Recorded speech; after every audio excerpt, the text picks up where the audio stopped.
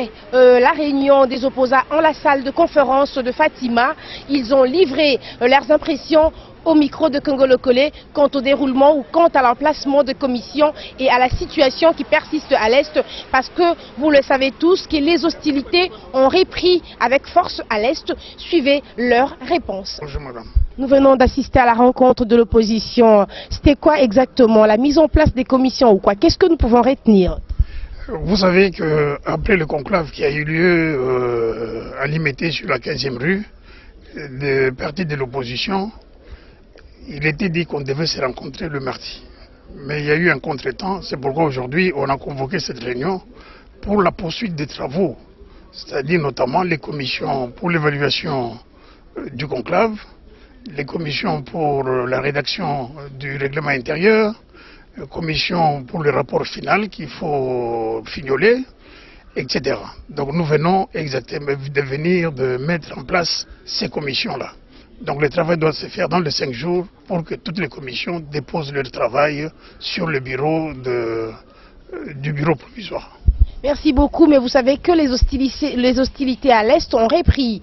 Alors selon vous, qu'est-ce qu'il faut faire pour mettre fin à la crise qui sévit à l'Est du pays? De toutes les façons, c'est une préoccupation majeure pour toute politique.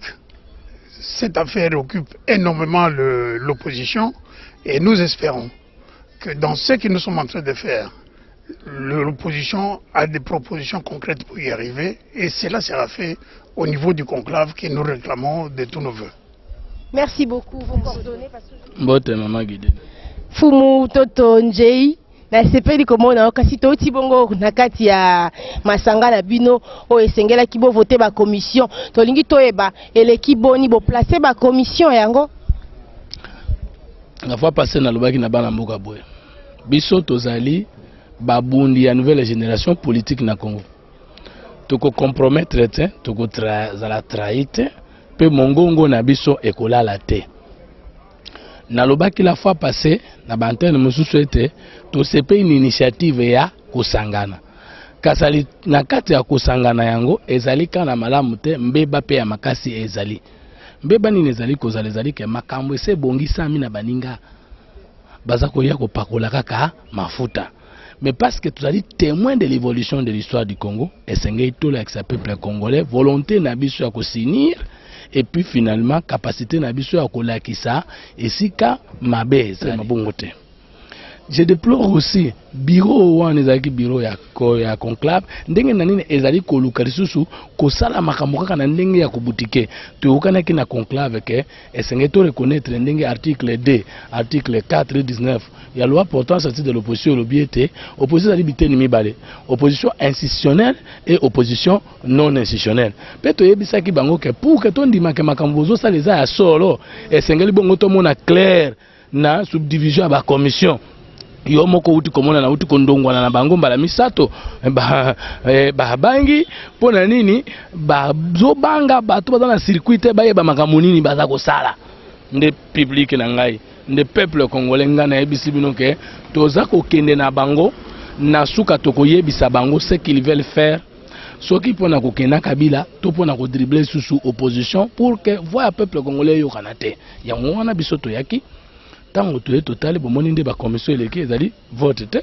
ezali kaka bango moko bazuka les mêmes commissions ezalaki na conclave ba reconduire yango implicitement mutoto pona kosukisa biso nyonso toyebi ete na ngambo ya este bitumba penze ndongwani makasi kasi mwana mutoto mwana mboka biso bato ya 3e voie yo moto ya 3e voie boni tosengeli kosala po crise ya STS la pona yo crise ya este ezali crise ya chef de l'état.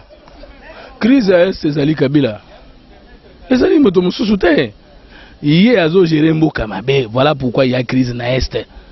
Alingi armée te, alingi police te, alingi service de sécurité te. Yango wana crise zokoba. Tuna nano yé moko. Balobi ke musala gouvernement ezali ko protéger les personnes et leurs biens. Yé azana 11 ans na pouvoir. Aza koloba nini? To sangana na ordonnance to telemena kiango to former cohésion nationale pour que to trouver solution na bituma est ça veut dire à la kisi que yé moko incompétent na batunaye incapable ya trouver solution donc force na ko uta na cohésion nationale mais pour na bosa lolendo Parce que France est attaqué, le président français a donné ma coquille, a donné la posate à Sangana, na Batu, pour trouver solution. Mais il y a chef de l'État, compétence liée à l'État. Aux Arina Makoki à l'État, aux Arina Masolo à l'État, pour permettre de trouver réponse dans les camps.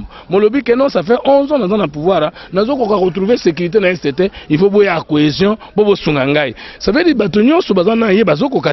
c'est ça l'incompétence. Incompétence, c'est ingirté. Au cours de la compétence dans le journalisme, nous sommes compétents dans la mathématique. Au cours de la compétence dans la presse, nous sommes compétents dans la politique.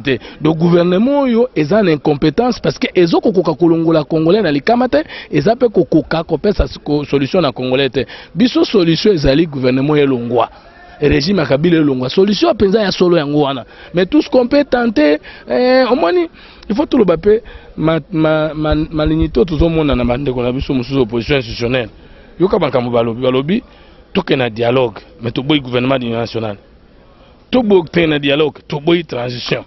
Bon, ce que balingini, baboy large gouvernement de l'Union nationale, baboy révision de la constitution, baboy transition. Aux hommes on a que balingi basa moi loko mongo pour bangona kabila bakoba tina 2016. Parce que balo bani, tolingi transition te, tolingi dialogue te, tolingi gouvernement de l'Union nationale te, mais Mikola Kabila za akotanga d'ici 2016. Mais en fonction de quoi to kotika kabila koba na mandat à l'okuta ti 2016. Aussi comme on a déjà que ben c'était zola qui ça m'a déjà que même ma concertation zo kende déjà parce que sombi bato. Yango biso tolobi que solution ezali alternative, solution ezali autre gouvernement, autre régime, mais solution ezali avec ce régime. Merci, moi Mboka Fumototo. Bonjour madame. Qu'est-ce que nous pouvons retenir de la réunion d'aujourd'hui? Tout simplement que l'opposition s'est organisée et l'opposition est décidée d'aller de l'avant. Nous pensons fermement qu'avec une opposition organisée telle qu'elle se présente aujourd'hui, nous disons que nous pouvons corriger toute la fraude qu'il y a eu. Honorable Menga, vous êtes au courant que les hostilités à l'Est ont repris. Selon vous, que pouvons-nous faire ou que pouvez-vous faire pour mettre finalement pallier à la crise qui sévit à l'Est du pays? Madame, moi je pense fermement que le fait d'aller au dialogue et qu'il est prévu que les responsables de groupes armés soient associés à ce dialogue, c'est une façon de résoudre ces crises-là. Parce que si les raisons qui les ont conduits à prendre les armes ne subsistent plus, moi je crois qu'il n'y aura plus de guerre. Merci honorable Menga. Vous avez tous suivi la réaction des opposants. Je vous retrouve d'ici là pour le compte d'un autre reportage. Bien sûr, un grand merci à Bobo Ministre Oazoloa. Un grand merci aussi à tous les internautes qui sont postés sur www.congolocole.com.